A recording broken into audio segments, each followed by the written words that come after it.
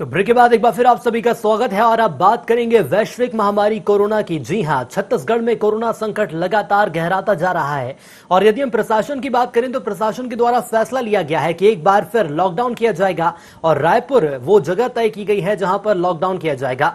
बात हम यहां पर यदि स्वास्थ्य कर्मियों की करें तो स्वास्थ्य कर्मी कहीं ना कहीं सरकार की परेशानियां बढ़ाते हुए नजर आ रहे हैं। दरअसल नियमितीकरण की मांग को लेकर राष्ट्रीय स्वास्थ्य मिशन के तहत काम करने वाले तकरीबन 13,000 संविदा कर्मियों ने सरकार के खिलाफ मोर्चा खोल दिया है। नियमितीकरण की मांगों को लेकर अनिश्चितकालीन हड़ताल शुरू कर दी है। संविदा कर्मचारी सरकार के खिलाफ जमकर नारेबाजी करते नजर आए और अपनी मांगों को पूरा करने की अपील की। लेकिन देखने और सोचने वाली बात यह है कि क्या ये दौर है, क्या इस वक्त एक साथ रहकर कोरोना से लड़ना चाहिए या फिर अपनी मांगों को मनवाने के लिए हड़ताल करनी चाहिए। दरअसल एनएचएम कर्मचारी संघ के बैनर तले प्रदेश के हड़ताली कर्मचारियों का कहना है कि नियमितीकरण की मांग को लेकर पहले भी कई बार ज्ञापन सौंपे जा चुके हैं, लेकिन राज्य सरकार ने कोई ठोस कदम नहीं उठाया। तो वहीं स्वास्थ्य मंत्री टीएस सिंहदेव ने संविदा स्वास्थ्य कर्मियों से पुनर्विचार करने की अपील की है।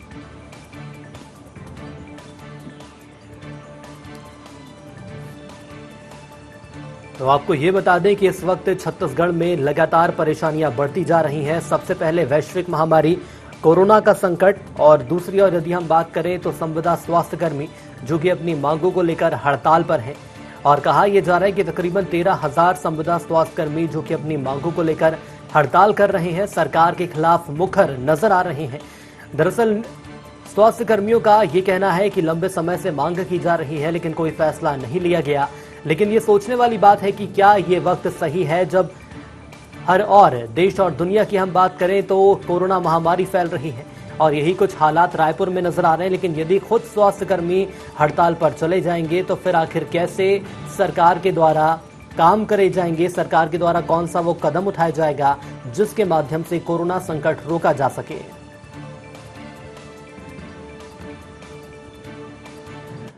तो कोरोना संकट लगातार बढ़ता जा रहा है और सरकार के सामने मुसीबत पैदा कर दी है संविदा स्वास्थ्य कर्मियों ने। सीधे रायपुर की ओर चलेंगे, हमारे साथ हमारे संवाददाता हिमांशु लाइव जुड़ रहे हैं। हिमांशु, सीधा सवाल ये सामने आ रहा है कि सरकार के सामने अब दो संकट है, पहला तो कोरोना महामारी और दूसरी ओर यदि हम बात करें संविदा स्वास्थ्य कर्मी जो कि तकरीबन 13,000 की संख्या में है, हड़ताल पर जाने की बात की जा रही है। जी निश्चित तौर पे सुनील, जिस हिसाब से भी प्रदेश कोरोना से जूझ रहा है, वहीं छत्तीसगढ़ में संविदा कर्मी जो कि 13,000 संविदा कर्मी हैं जिसको नियमितीकरण को लेकर अपनी मांग जो है लगातार सरकार से करते आए हैं। क्योंकि जब विपक्ष में कांग्रेस की सरकार थी तो कांग्रेस की सरकार आने के बाद जो है इनकी जो बात रखी गई थी, इनके पास घोषणा पत्र में भी शामिल किया गया था कि इनकी जो मांग है पूरा किया जाएगा, नियमित किया जाएगा, जिसको लेकर सरकार बने 2 साल बीत जाने के बाद भी अब तक संविदा कर्मी का नियमितीकरण नहीं हो गया, जिसको लेकर शासन प्रशासन को लगातार ज्ञापन सौंपा गया था, जिसके बाद भी इनकी मांगे जो है नहीं पूरी हुई। तो कहीं ना कहीं इस मांग को लेकर संविदा कर्मी अभी जो है हड़ताल 19 तारीख तक अल्टीमेटम दिया गया था, मांग पूरी नहीं होने पर हड़ताल का आज दूसरा दिन है। वही बात की जाए प्रदेश की हालातों की तो जो तमाम जो शासकीय योजनाएं हैं, राष्ट्रीय योजनाएं, बात करूं राज्य की जो स्वास्थ्य संबंधी जो योजनाएं हैं, तमाम जो योजनाओं का संचालन है वो जमीनी रूप पे, जमीनी हकीकत पर इनके द्वारा ही पहुंचाया जाता है। तो इनकी मांग जो है घोषणा पत्र के मुताबिक मांग जायज है, लेकिन इस कोरोना काल में मांग जो है यह समझ से परे है कि क्योंकि जो इस कोरोना काल में अभी जो सरकार का मुख्य जो विभाग है स्वास्थ्य विभाग, उसका मुख्य काम है अभी मरीजों को जान बचाना, मरीजों को समुचित इलाज करा पाना। बिल्कुल, लेकिन हिमांशु मैं आपसे ये समझना चाहूंगा कि क्या ये सही वक्त है हड़ताल पर जाने का? यदि सरकार की हम बात करें तो सरकार ने पहले भी कहा था कि जो संविदा स्वास्थ्य कर्मी है इनकी मांगों को ध्यान में रखा जाएगा, मांगों को लेकर कदम जरूर उठाए जाएंगे, लेकिन क्या कहीं ना कहीं ये गलत वक्त है जब स्वास्थ्य कर्मियों के द्वारा हड़ताल की जा रही है? जी निश्चित तौर पे सुनो, जिस हिसाब से अभी कोरोना का कहर जो है पूरे देश में चल रहा है, लगातार राजधानी में रोजाना आंकड़े बढ़ते जा रहे हैं, मौतों का आंकड़ा बढ़ते जा रहा है, तो ऐसे विषम परिस्थितियों में प्रदर्शन का समय सही नहीं है, जिसे लेकर स्वास्थ्य मंत्री ने कल वीडियो जारी करते हुए कहा था, इन्होंने इनके जो संघ है उनको अपील किए थे कि जिस हिसाब से अभी कोरोना का काल चल रहा है, देश जो राज्य जो है भयावह स्थिति यहाँ पे देखने को मिली कोरोना संक्रमण को लेकर, तो अभी जो इनका प्रदर्शन है वो स्थगित किया जाए। आगामी कोरोना काल के खत्म होने के बाद आपकी तमाम मांगों पर विचार किया जाएगा, उसे पूरा किया जाएगा। इस प्रकार से स्वास्थ्य मंत्री टीएस सिंहदेव ने इनकी मांगों को लेकर आगे सार्थक चर्चा करने की बात बिल्कुल कही है। इनकी मांगों को लेकर सार्थक चर्चा करने की बात भी कही गई है। इसके अलावा ये भी कहा जा रहा है कि एक बार फिर आप पुनर्विचार करें। मैं आपको रोकना चाहूंगा, हमारे साथ एनएचएम संघ के प्रदेशाध्यक्ष हेमंत सिन्हा साहब जुड़ चुके हैं। हेमंत जी, आपका बहुत स्वागत है ND24 में। जी धन्यवाद सर। हेमंत जी, सबसे पहले तो मैं ये समझना चाहूंगा, आपकी मांगे हैं, जायज मांगे जो भी होंगी, सरकार उन पर जरूर विचार करेगी, लेकिन क्या ये आपको नहीं लगता कि ये वक्त सही नहीं है हड़ताल करने का? जी आपकी बातों से मैं पूरी तरीके से सहमत हूं कि ये वक्त हड़ताल करने का नहीं है, लेकिन मैं माननीय जो वर्तमान छत्तीसगढ़ सरकार है उनसे एक ही निवेदन करना चाहूंगा कि जो हमारे कोरोना वॉरियर्स हैं, है ना, उनका सम्मान करते हुए, वो तो सम्मान बहुत किए हैं, तो जो अभी वर्तमान भर्ती प्रक्रिया चल रही थी, आज जो वो नियमितीकरण का वायदा सरकार ने अपने घोषणा पत्र में किया था, उनको पूरा करे।